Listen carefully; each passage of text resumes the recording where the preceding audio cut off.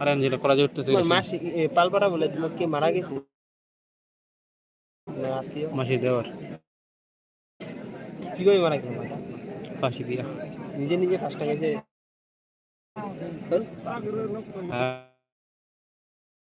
আরে হ্যাঁ, হাত ভাঙা হাত নিয়ে হাত ভাঙছিল তো, পরে অপারেশন করতে এমনিতে সেই ভয় পায়, পরে অপারেশন করতে লাগবে ওই যে উঁচা লম্বা কইরা ফর্সা করে চশমা পড়তো যে শুরু ভাইটা, পরে পরে টেনশন এসে আর ভয় হয়ে পরে ফাঁসি দিছে।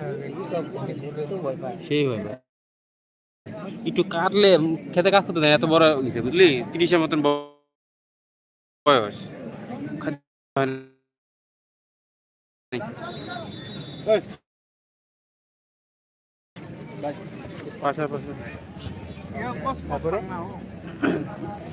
শুরু থেকেই কাজে যেতে পারে না ছোট ভাই, তারপর খালি দোকানে বসে আর ঘুমায়।